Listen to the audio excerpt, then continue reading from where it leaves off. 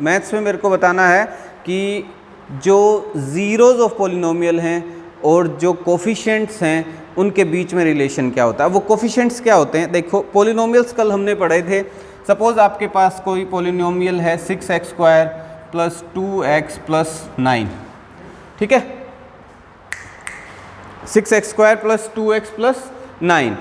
अब इसमें टर्म्स हैं कितनी, पुनीत बताएगा कितनी टर्म्स हैं पुनीत? 2 टर्म्स हैं।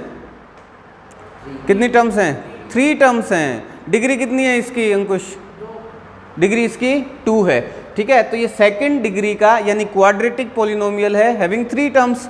अब इस टर्म को देखिए आप, ये टर्म है 6x², हाँ या ना, ठीक है। ये कांस्टेंट पार्ट है और ये वेरिएबल पार्ट है। जो कांस्टेंट पार्ट है इसको एक नाम और लेते हैं हम, इसका कोफिशिएंट, COEFFICIENT, इसको क्या बोलते हैं? कोफिशिएंट भी बोलते हैं। जो कांस्टेंट वाला पार्ट है इसको कोफिशिएंट भी बोलते हैं। तो जो सेकंड टर्म है इसका कोफिशिएंट क्या हो गया? 2 हो गया, ठीक है। और जो थर्ड टर्म है इसका कोफिशिएंट क्या हो गया? देखिए इसमें x की पावर जो है वो है 0। तो x वेरिएबल है, वेरिएबल के साथ जो कांस्टेंट वाला पार्ट है उसको कोफिशिएंट बोलते हैं। तो यहाँ कोफिशिएंट क्या हो गया? 9 कोफिशिएंट हो गया, ठीक है। एक जर्नल क्वाड्रेटिक पॉलिनोमियल को हम इस तरीके से रिप्रेजेंट करते हैं, ax² + bx + c। ये जर्नल तरीका है लिखने का। जर्नल से मतलब क्या है कि देखो ये तो वेरिएबल है ही है, a और b, c से हम क्या रिप्रेजेंट कर रहे हैं? कोफिशिएंट्स। a की वैल्यू कुछ भी हो सकती है, b की भी कुछ और c की भी कुछ। जर्नली हम इनको ऐसे रिप्रेजेंट करते हैं। तो जब कंपेयर करेंगे ना इनसे, अगर इन दोनों को हम कंपेयर करते हैं तो a की वैल्यू क्या हो गई? 6, b की वैल्यू क्या हो गई? 2 और c की वैल्यू क्या हो गई? 9। इन दोनों को कंपेयर कर रहा हूँ आपस में, ठीक है। सो ये चीज़ क्लियर हुई? पक्का? ठीक है। जर्नली हम ऐसे रिप्रेजेंट करते हैं किसी भी क्वाड्रेटिक पॉलिनोमियल को। जीरोज ऑफ पॉलिनोमियल कल मैंने आपको बताए थे, क्या होते हैं जीरो ऑफ पॉलिनोमियल? बता अंकुश।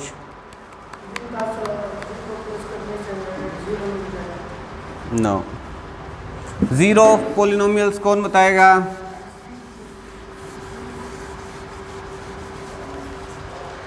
एक, हाँ बोलो।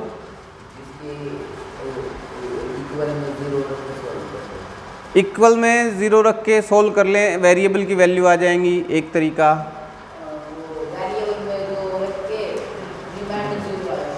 हाँ, वेरिएबल की जगह कोई वैल्यू पुट करें और पॉलिनोमियल की वैल्यू क्या हो जाए?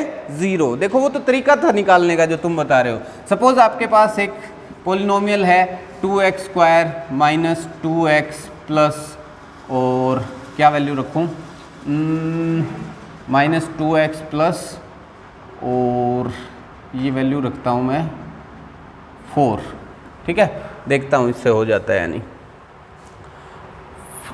ये हो जाएगा 8 और -4 प्लस -4 रखता हूँ इसको, ठीक है, -4। ये एक पॉलिनोमियल है आपके पास और इसमें x की वैल्यू पुट करता हूँ। x की वैल्यू पुट की मैंने 2, ठीक है। सो 2 × 2² - 2 × 2 -4, 2 का स्क्वायर कितना हुआ?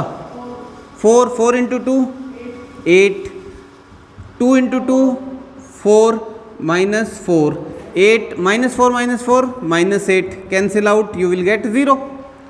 x की इस वैल्यू के लिए ये पॉलिनोमियल जो है 0 हो गया। तो x की इस वैल्यू को मैं बोलूँगा जीरो ऑफ पॉलिनोमियल। इसको क्या बोलूँगा? Zero of polynomial. समझ आती है ये बात? बिल्कुल। किसी को डाउट कोई नहीं? पक्का? ठीक है जी। चलिए, अब जो जीरो ऑफ पॉलिनोमियल होते हैं और जो कोफिशिएंट्स होते हैं, अब हम डिस्कस करेंगे सिर्फ कौन से पॉलिनोमियल्स? Quadratic polynomials. कौन से पॉलिनोमियल डिस्कस करेंगे? Quadratic polynomial. क्वाड्रेटिक पॉलिनोमियल को जर्नली हम यूँ लिखते हैं ax² + bx + c, ठीक है। और अगर आपके पास कोई क्वाड्रेटिक पॉलिनोमियल है और उसके ज़ीरोज़ हैं अल्फ़ा एंड बीटा, जितने जितनी हाईएस्ट पावर होगी मैक्सिमम उतने ज़ीरोज़ होंगे, ये कल हमने डिस्कस किया था। जैसे इसकी हाईएस्ट पावर है 2, तो इसमें मैक्सिमम कितने ज़ीरो हो सकते हैं? 2 ही हो सकते हैं। ये 2 बार ही एक्स एक्सिस को कट कर सकता है। अगर हाईएस्ट पावर 3 है तो मैक्सिमम ज़ीरो कितने हो जाएंगे? 3 हो जाएंगे। हाईएस्ट पावर 4 है तो मैक्सिमम ज़ीरो कितने? 4 हो जाएंगे। ठीक है, सो इसके मैक्सिमम ज़ीरोज़ हो सकते हैं 2, और वो 2 मैंने मान लिए alpha and beta.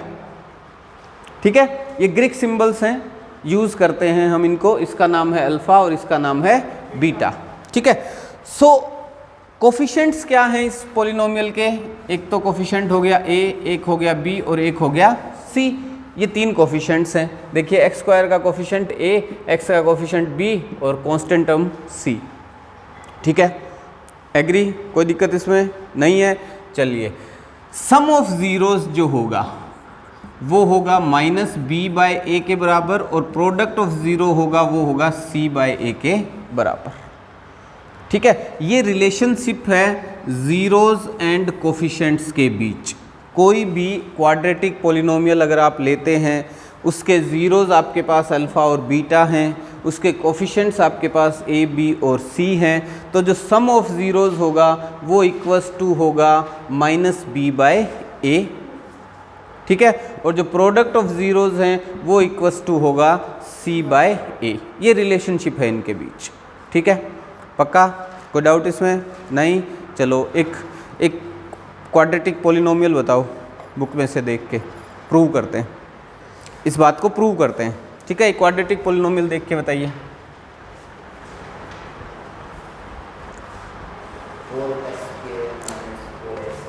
Four x square minus 4x plus 1, ये क्वाड्रेटिक पॉलिनोमियल है। पहले तो इसके ज़ीरोज़ फाइंड आउट करूं। हाँ, 2 होंगे। फाइंड आउट कैसे करूंगा? कट करेंगे, ग्राफ थोड़ी ना बनाओगे हर बार, फैक्टर्स करके। इसको मिडिल टर्म स्प्लिट करने का एक मेथड है जो हमें पता है। क्या पता है या नहीं? पहले कैसे 9th क्लास में भी था। ठीक है, 8th क्लास में भी था। मिडिल टर्म स्प्लिट करके देखिए क्या करेंगे, फर्स्ट टर्म को लास्ट टर्म से मल्टीप्लाई करेंगे, क्या आ जाएगा? 4x square.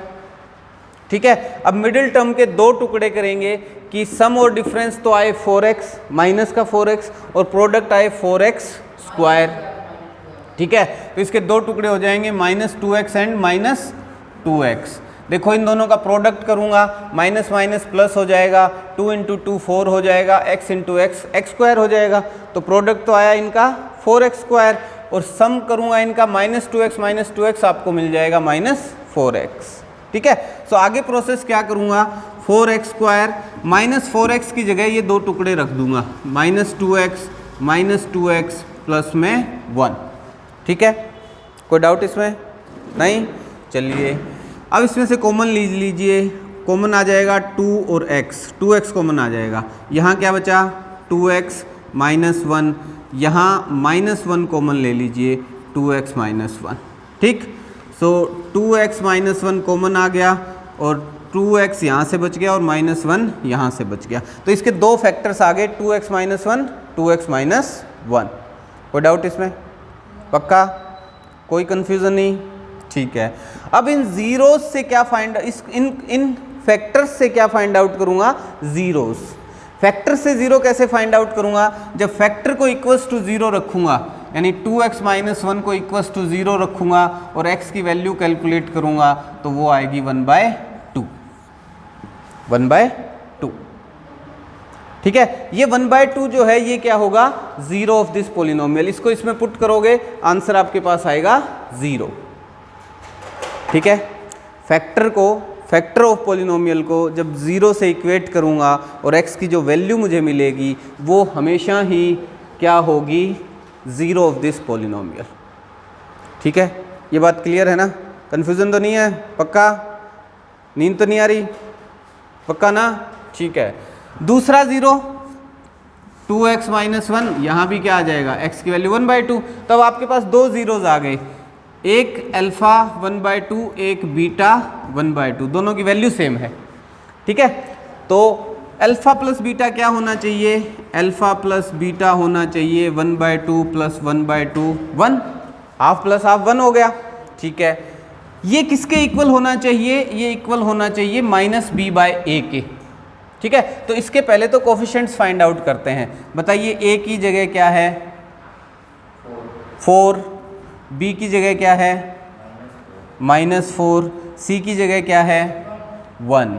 ठीक है, तो माइनस बी बाय ए का मतलब क्या हुआ, minus B by A equals to minus B की वैल्यू कितनी है -4, ए की वैल्यू कितनी है 4, minus minus +4 divide by 4 cancel out 1।